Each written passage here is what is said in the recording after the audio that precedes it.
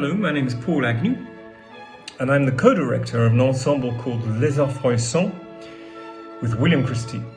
And the ensemble is based in Paris, in France. Our ensemble is an ensemble which is dedicated to the music, to a very specific music, a music written between around about 1600 and finishes around about 1775. So it goes from the very beginning of Baroque music, that's to say composers like Monteverdi, and goes right up until the beginning of the classical repertoire of Haydn and Mozart. And in between that, of course, is all the great composers of the Baroque, like Bach and Handel and Rameau and Lully. And in order to produce that music, we need to make the sounds orchestrally and vocally, which we imagine were used at the time, because we have in our mind this idea that the composer is the great genius that we need to respect. And when he puts his pen on the paper, he had in his head a palette of sound, which was very specific. And we want to reproduce that palette of sound in order to get as close as we can to the music of the time. And that's what our ensemble does. So our ensemble can be quite large. It can be perhaps 30, 35 in the choir, 40 in the choir, and perhaps 50 in the orchestra. But at the same time, some of this music is extremely intimate. It can be for 2 voices, 3 voices. And so it can be simply music for tiny soloists.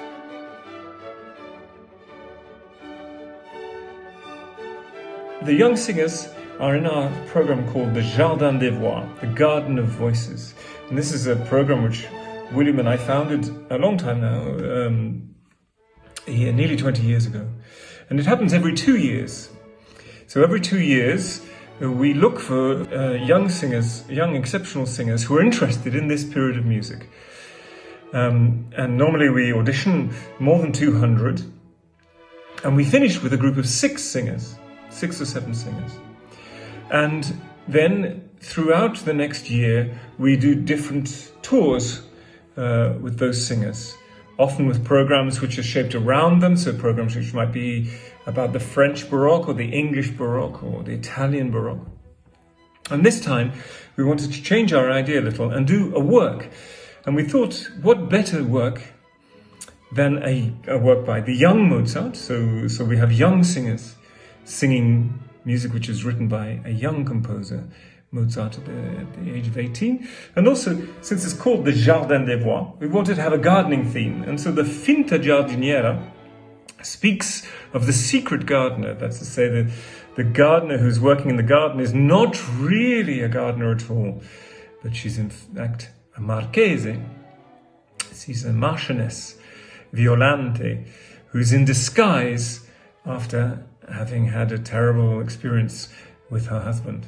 I hope you enjoy this encounter with the young singers. I think they are, of course, the essential material of any young artist project. They're an amazing team, incredible talent. My name is Moritz Kallenberg.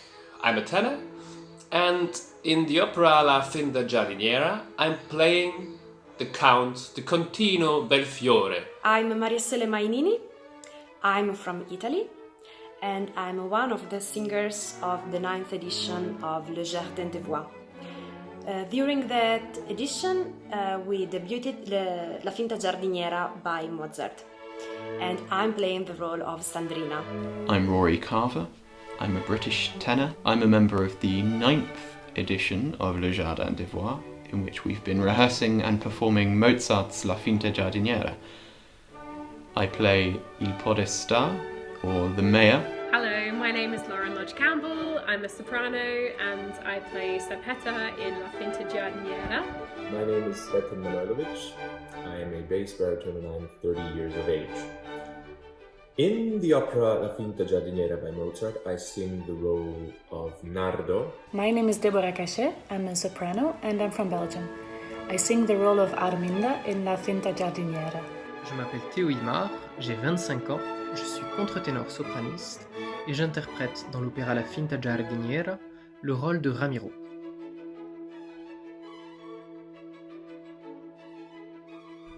This opera is a very early work by Mozart, where all of the genius that we come to associate with Mozart is apparent in its nascent form.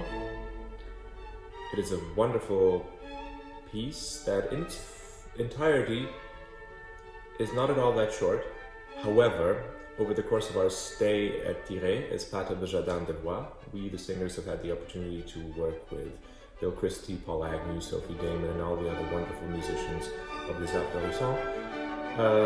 And we have put together a version of this opera that is only slightly shorter, that we hope still captures the essence of what this opera is. Which is a young nobleman who was married to Sandrina.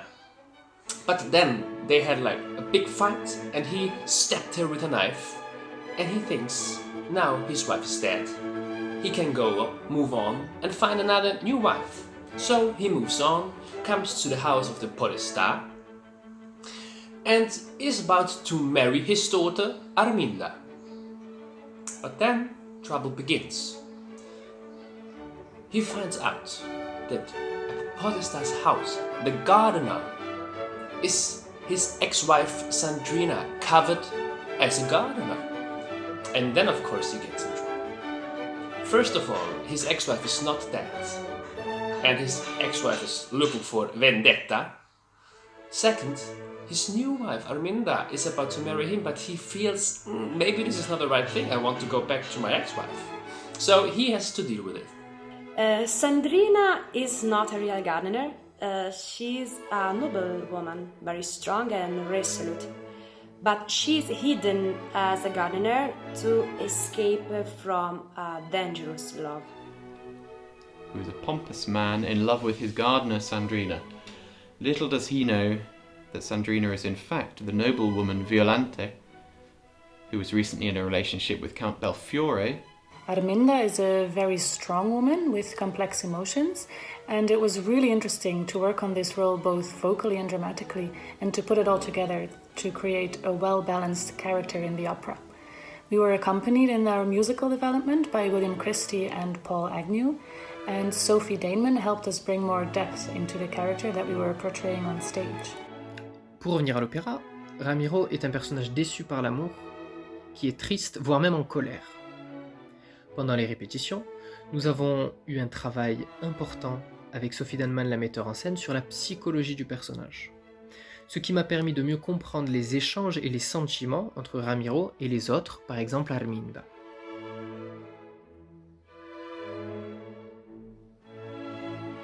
So why is this production so beautiful? It's just maybe another Mozart opera, you could think, but it's not. We are all part of a program which is called Les Jardin de Voix, which is happening always in August in Tiré, France, every 2 years. We're like a group of singers, they all fit surprisingly very well together. I mean, personally and also in an artistic way. Yeah, we spent all the day together. We had like coachings, we had lunch, we had beautiful time after the rehearsals together. And so I think you can feel all this energy we have. As friends and colleagues, you can feel it in every minute of this opera. This academy was one of the best experiences in my life. But after 1 month in Tiré, surrounded by the magic garden of William Christie, we became a group of true friends. And this was such a wonderful experience because it was like being a part of a big, lovely family. The 7 singers lived together, we worked together all day, we ate together in the evenings, and we played cards together. And Le Jardin de Voix is a truly unique experience for these reasons. The length and intensity of the residential, I think, is unparalleled elsewhere. We had hours with the orchestra, and we finished with 2 performances in the wonderful festival in William Christie's beautiful house and gardens. Following the work in Tiré, we had a European tour. We went to wonderful places. We went to Valencia to Moscow to Vienna. It's a shame really not to be able to do the tour because we made such great connections with each other and had such a good experience. We did the academy in Tiré in August last year, which was great fun. We learnt a lot. I think it was a really close companionship. We spent a lot of time living together and working together, and it was a great experience. We bonded, then we performed the show a couple of times. It's really great exposure to be working with Les Arts Florissants, who are an amazing orchestra, and I really miss making music. I was thinking that today. I think the thing that I miss most in the lockdown is being around my colleagues, other musicians, and making music together, doing the work together, really. Learning from each other and just producing music. And I feel it's so unique to work in such a beautiful environment for 3 weeks. Because of this, we all became really close, and I'm very happy to be able to call them friends and not just colleagues. Tout ce travail, effectué à Tiré, nous a permis de pouvoir donner, je le pense, un spectacle magnifique, et nous avons pu faire cette tournée en Europe qui a été juste un bonheur et qui me rappelle maintenant de très beaux souvenirs.